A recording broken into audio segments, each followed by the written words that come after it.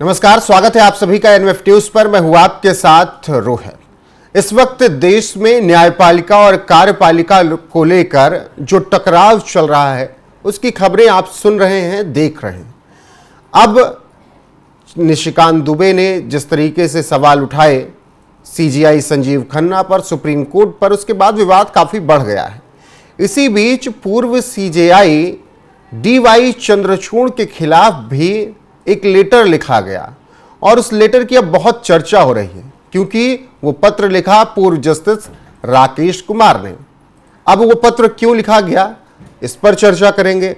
पूर्व जस्टिस राकेश कुमार कौन हैं, इस पर विस्तार से बात करेंगे, उनके फैसलों की बात करेंगे और इससे पूर्व सीजेआई डीवाई चंद्रचूड़ की क्या मुश्किलें बढ़ेंगी उस पर भी चर्चा करेंगे। वरिष्ठ पत्रकार पंकज प्रसून मेरे साथ हैं। पंकज जी, सबसे पहले पूर्व जस्टिस राकेश कुमार के बारे में बताइए। ये पहले तो मैं 3 लाइन में ये बता सकता हूं कि ये 16 साल तक सीबीआई के वकील रहे। उसके बाद 2009 में इन्हें पटना हाईकोर्ट का एडिशनल जज बनाया गया 2009 के बाद। उसके बाद ये परमानेंट जज बने पटना हाईकोर्ट में। 2019 में ये आंध्र प्रदेश हाईकोर्ट के चीफ जस्टिस बनाए गए और ये 2024 में रिटायर हो गए। तो इसका मतलब यह है कि इनका कानूनी बैकग्राउंड बहुत स्ट्रांग है। दूसरी बात, इनका करियर देखिए जो ज्यादा महत्वपूर्ण है। बिहार में एक आईएएस अफसर हुआ करते थे, नाम था एपी रमैया। और एपी रमैया साहब पे एक आरोप था कि जो एससी एसटी महादलित जो होते हैं उनका 55 करोड़ रुपए का भ्रष्टाचार इन्होंने कर लिया था। इन पे 55 करोड़ रुपए के गबन का आरोप था। अब जो रमैया साहब थे, जो आईएएस ऑफिसर थे, वो हाईकोर्ट गए, सुप्रीम कोर्ट गए, कहीं से उन्हें राहत नहीं मिली, उनकी जमानत खारिज कर दी गई। लेकिन हैरानी की बात यह थी कि लोअर कोर्ट से जमानत लेकर वो फिर से बाहर आ गए। तो जस्टिस राकेश कुमार ने यह सवाल उठाया था कि जिस व्यक्ति की जमानत याचिका हाईकोर्ट और सुप्रीम कोर्ट तक खारिज कर दे रहा है, वो लोअर कोर्ट से जमानत लेके कैसे बाहर। तो हुआ यह था कि जब ये हाईकोर्ट और सुप्रीम कोर्ट गए थे रमैया साहब, तो सुप्रीम कोर्ट ने लोअर कोर्ट से कहा था कि वहां पे इनकी गिरफ्तारी हो जाए, वहां पे ये सरेंडर करेंगे। अब ये सरेंडर करने की पूरी प्रक्रिया जस्टिस मधुकर के अदालत में थी क्योंकि वो विजिलेंस के जज थे। जिस दिन इन्हें सरेंडर करना था उस दिन जस्टिस मधुकर जो है छुट्टी पे चले गए। उसी दिन छुट्टी पे चले गए और उसी दिन एक विपुल कुमार नाम के जज वहां बैठे थे और उन्होंने ये सरेंडर करने भी आया और इन्हें जमानत भी दे दी। इस पर सवाल उठाया था जस्टिस राकेश कुमार ने उस वक्त। तो और ये सवाल उठाना बहुत बड़ी बात नहीं है। बात यह है कि जो टिप्पणियां की थी जजमेंट देते वक्त, वो 3-4 महत्वपूर्ण टिप्पणियां थी। आप ध्यान से सुनिएगा। पहली बात, इन्होंने ये जो सवाल उठाया था कि कैसे जब हाई कोर्ट और सुप्रीम कोर्ट जमानत खारिज कर देगा तो कैसे लोअर कोर्ट दे सकती है। दूसरी बात इन्होंने कही थी जो महत्वपूर्ण है कि लगता है कि न्यायपालिका ने भ्रष्ट अफसरों को बचाने का ठेका ले रखा है। दूसरी टिप्पणी।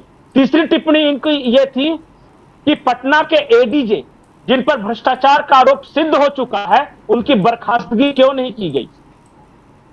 दरअसल वो मामला हुआ यह था कि जैसे कि उनका जो मामला आया था एडीजी की बर्खास्तगी से जुड़ा हुआ मामला, तो इन्होंने कहा था कि यह भ्रष्टाचार साबित हो गया है, इसको बर्खास्त करो। इनके बावजूद बाकी जजों ने उन्हें बाइज्जत कर दिया। मैं थोड़ा बहुत फाइन मार के बरी कर दिया। चौथा, एक स्टिंग ऑप्शन हुआ था, रिपब्लिक टीवी ने किया था अदालतों पर, दिखा रहा था कैसे अदालत में पैसे का पूरा खेल चलता है। एक अधिवक्ता पटना हाई कोर्ट के लगातार लगे रहे कि जो कोर्ट में जो पैसे का खेल चलता है, जो स्टिंग में साबित हो चुका है, उसके खिलाफ कम से कम एफआईआर तक दर्ज हो जाए। किसी को कुछ नहीं हुआ। उसमें भी ये सवाल उठाए। ये सारी टिप्पणियां हैं उनकी। ठीक। अब ये तो कहानी का पहला हिस्सा है। अब साजिश क्या हुई थी जस्टिस राकेश कुमार के खिलाफ कि जस्टिस राकेश कुमार जो कि सबसे सीनियर जज थे, उनके खिलाफ 11 जजों की पीठ बैठी और इन्हें सस्पेंड कर दिया गया, ये कहते हुए कि जस्टिस राकेश कुमार के कारण अदालत की छवि धूमिल हुई है, न्यायपालिका की छवि धूमिल हुई। वो है जस्टिस राकेश कुमार। ठीक है। तो अब बाद दर्शकों में को भले पता ही- हो गया होगा कि क्योंकि जस्टिस ये- राकेश कुमार कौन है। अब उन्होंने बिल्कुल पूर्व सीजेआई डीवाई चंद्रचूड़ के खिलाफ लेटर क्यों लिखा राष्ट्रपति को, क्या है पूरा मामला, ये विस्तार से समझाएगा। ये इंटरेस्टिंग है। ये दिसंबर 2024 में इन्होंने एक चिट्ठी लिखी। चिट्ठी में ये लिखा हुआ था, मैं पॉइंट दर पॉइंट बताता हूं दर्शकों को।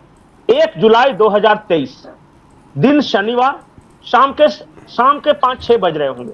कोर्ट बंद था गर्मियों की छुट्टी के कारण। अचानक शाम को सुप्रीम कोर्ट की दो जजों की खंडपीठ बनाई जाती है और उसमें मामला यह सुनाया जाता है कि तीस्ता सीतलवाड़ एक जो एनजीओ चलाती हैं, सामाजिक कार्यकर्ता है, उनके खिलाफ एक केस था। केस यह था कि उन्होंने फर्जी डॉक्यूमेंट्स के आधार पे गुजरात के कुछ बड़े सरकारी अधिकारियों को फंसाने की कोशिश की थी और उन पर यह आरोप हाईकोर्ट में साबित हो चुका था। हाईकोर्ट ने उनकी जमानत याचिका खारिज कर दी थी, उनकी गिरफ्तारी के आदेश दिए थे। तीस्ता सीतलवाड़ गिरफ्तार न हो इसलिए इमरजेंसी में डीवाई चंद्रचूड़ ने 1 जुलाई को ही छुट्टी के दिन शनिवार को 2 जजों की एक खंडपीठ बनाई। अब देखिए और मजेदार है, जो पीठ बनी थी उसमें से डिवाइडेड ओपिनियन आ गया। एक जज कह रहे थे कि तीस्ता सीतलवाड़ को जमानत दे दी जानी चाहिए, दूसरे ने कहा कि नहीं देनी चाहिए क्योंकि इन्होंने फर्जी दस्तावेज के सहारे गुजरात सरकार के बड़े अधिकारियों को बदनाम करने की कोशिश की। अब जब डिवाइडेड ओपिनियन आया तो उसी दिन, उसी 1 जुलाई 2023 को ही, उसी शाम को 3 जजों की एक संविधान बेंच बनाई जाती है, संविधान पीठ, और वहां से बहुमत के आधार पर फैसला लेकर तुरंत तीस्ता सीतलवाड़ को जमानत दे दी जाती है। यह हो सकता है, लेकिन जरा सोचिए कि 1 जुलाई को गर्मी की छुट्टियां चल रही थी अदालतों में, अदालतें बंद थी। शनिवार, अगला दिन रविवार था, सोमवार से कोर्ट खुलना था। ऐसी क्या हड़बड़ी थी कि शाम के शाम पहले 2 जजों की पीठ बैठती है, फिर 3 जजों की बेंच बनाई जाती। आज तक ऐसा नहीं हुआ। उसमें एक और इंटरेस्टिंग बात मैं बताता हूं कि जिस वक्त chief justice of India DY Chandrachud ने यह बेंच बनाने का आदेश दिया था, उस वक्त ना वो सुप्रीम कोर्ट के अंदर मौजूद थे, ना अपने सरकारी बंगले में मौजूद थे।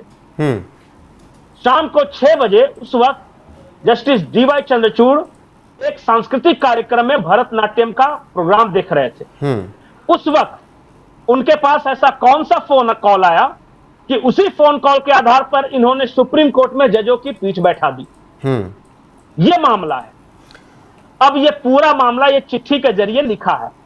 राकेश कुमार ने कहा है कि मैं सुप्रीम कोर्ट का ने जो फैसला दिया जमानत देने का या नहीं देने का, उस पर मैं सवाल नहीं उठा रहा हूं। मैं सवाल यह उठा रहा हूं कि ऐसी क्या अर्जेंसी थी, ऐसी क्या आफत आन पड़ी थी कि तुरंत जजों की पीठ बनाई गई, बेंचेस बनाए गए और तुरंत जजमेंट सुनाया गया। और इतना फास्ट जजमेंट, रॉकेट की गति से जजमेंट तो आज तक कभी सुनाया नहीं गया। मामला क्या था, कभी नहीं हुआ। सवाल वही उठ रहा है, मामला क्या था। राष्ट्रपति तक शिकायत पहुंची है, तो पंकज जी अब क्या होगा क्या नहीं होगा वो राष्ट्रपति के हिस्से, वो राष्ट्रपति क्या करें क्या नहीं। लेकिन मैं यहां पर एक सवाल करूं कि क्या ये अब इस देश में हो गया है कि लोकतांत्रिक प्रक्रियाओं से ऊपर कोई नहीं होगा, वो कोई भी हो, बात शुरू हो चुकी है, आपको लगता है? सवाल तो है ना, गंभीर सवाल है। देखिए 3-4 तरह के आरोप हैं, मैं आपको स्पष्ट कर दूं। पहला आरोप यह है कि कुछ वकील ऐसे हैं सुप्रीम कोर्ट में जो मनमाना फैसला और बड़ी जल्दी फैसला करवा लेते हैं, यह आरोप है। और वो वकील इकोसिस्टम से जुड़े हुए हैं। वही लोग हैं जो याकूब मेनन के लिए रात में कोर्ट खुलवाते हैं। अब आप वो देखिए, दर्शक हमारे समझदार हैं, वो समझ जाएंगे कि कौन सा वकील है जिसका केस तुरंत बेंच में हियर कर लिया जाता है, मतलब सुनवाई हो जाती है। कौन सा वकील है जो कि भरतनाट्यम देखते हुए चीफ जस्टिस ऑफ इंडिया को भी फोन कर दे और तुरंत बेंच बैठ जाती है। मुझे नहीं पता, लेकिन आरोप है। और आरोप यह है कि जो दूसरे तमाम मामले हैं जो कि इस इकोसिस्टम से नहीं बिलोंग करते, उनकी सुनवाई नहीं होती, पहला आरोप। दूसरा आरोप यह है कि कौन सा केस किस जज के पास जाएगा, इसमें बहुत बड़ा झोल है। पोस्टर यह होता है, वहीं पे सारा कुछ खेल होता है कि माली फलाने एक जज की आइडियोलॉजी ये है, होता है और वो बताया नहीं जाता, लेकिन होता है जी। लेकिन जज के पास एक खास तरह का केस जब जाएगा तो इस बात की संभावना बढ़ जाती है कि खास तरह का जजमेंट आएगा। ये आरोप लगते रहे।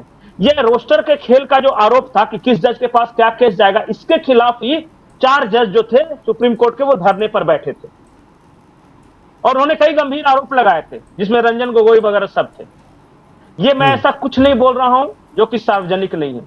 तीसरा आरोप यह है कि मैंने बताया है कि कुछ वकील ऐसे हैं जो न्यायपालिका में लॉबिंग करते हैं, उनकी दबंगई चलती है, दादागिरी चलती है, और वो इस कारण से भी हो सकते हैं कि उनके पिताजी बड़े वकील होंगे या उनके पिताजी बड़े जज होंगे। चौथा आरोप नंबर 4 ये है कि इस देश में मात्र 53 ऐसे परिवार हैं जिससे सुप्रीम कोर्ट के जज बन सकते हैं, और कोई नहीं। आप कितना भी टैलेंटेड होइए, कितना भी बढ़िया ये कीजिए, आप ज्यादा से ज्यादा हाई कोर्ट के जज बन सकते हैं, वहां से रिटायर हो सकते हैं।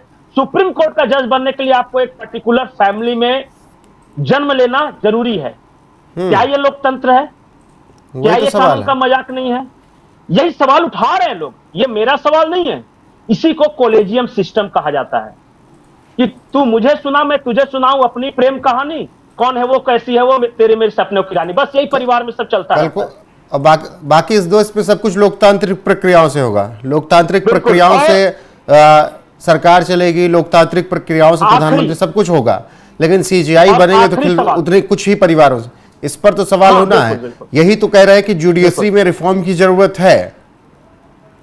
और आखिरी जो सवाल जुडिशरी पे उठते हैं वो ये हैं, जुडिशरी में भ्रष्टाचार। मैंने एक उदाहरण बताया, एक रिपब्लिक टीवी के स्टिंग ऑपरेशन का, उसने पूरा दिखाया था कि कैसे पैसे का खेल होता है। आप इतना पैसा दीजिए पेशकार को, इस तरह का जजमेंट इतने दिनों में आ जाएगा, आपकी तारीख जल्दी पड़ जाएगी, यहां से लेके और ऊपर तक। आरोप तो ये लगते रहे हैं कि जस्टिस वर्मा के घर में भी नोटों के जो ढेर मिले थे, जलते हुए नोट, उस पर भी कोई कार्रवाई नहीं हुई। आज तक न्यायपालिका के भ्रष्टाचार का जब भी खुलासा हुआ है, कभी कोई कार्रवाई नहीं हुई है। और आपके पास ट्रेन का टिकट ना हो तो आपको जीआरपी उठा के डाल देगी 12-14 घंटे के लिए। हाँ, और उनके यहाँ नोटों के बंडल ही पकड़े जाएंगे तो कुछ नहीं होगा, एफआईआर तक दर्ज नहीं होगा। आप अगर किसी को एक गलत मैसेज कर दें तो उस पर आप पे एफआईआर हो जाएगी।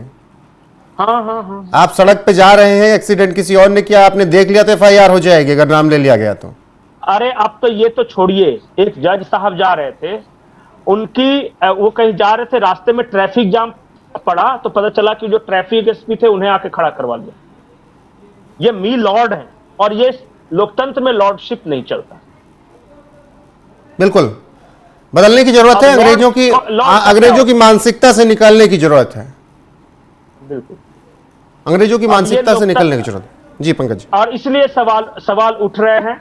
सवाल ये है, ये सवाल न्यायपालिका की गरिमा का है कि अगर जिस तरह के आरोप लग रहे हैं वो हुए हैं। और एक बात जान जाइए, ये जो फाइल गई है ना, जो चिट्ठी लिखी थी इन्होंने, राष्ट्रपति को लिखी थी, राष्ट्रपति ने इसे फॉरवर्ड कर दिया गृह मंत्रालय को। फरवरी 6, 2025 को राष्ट्रपति ने गृह मंत्रालय को भेजा था। फिर इसी मार्च में गृह मंत्रालय ने इस चिट्ठी को डीओपीटी को भेज दिया है। अब गेम डीओपीटी के पाले में है। डीओपीटी चाहे तो पूर्व सीजीआई चंद्रचूड़ के खिलाफ इन्वेस्टिगेशन शुरू करती है। हालांकि सीबीआई जांच की मांग है, सीबीआई जांच होगी तो याद रखिए, सिर्फ ऐसा नहीं है कि सिर्फ एक मामला खुलेगा, न्यायपालिका के अंदर से बहुत सारे कचरा जो है वो बाहर आएगा। और क्या चल रहा है इस देश में न्याय के नाम पर, एक गरीब आदमी को न्याय नहीं मिल पाता और कुछ लोग घर बैठे बैठे एक टेलीफोन कॉल पे किसी को जमानत दिला देते हैं। अरे गरीब आदमी तो देश की न्यायिक मर जाता है थाने के चक्कर लगा के। पंकज सर सोचिए तो, एक एसआई, एक थाना, ये सब उसको परेशान करता है। यहाँ एक फोन कॉल पे चीफ जस्टिस जमानत दे देते हैं। और फिर अगर सवाल उठा दीजिए तो आप पे फिर केसेस लाद दिए जाएंगे। बाकी बात की जाएगी लोकतांत्रिक प्रक्रियाओं की। कंटेम्प्ट का मामला, बिल्कुल वही अवमानना।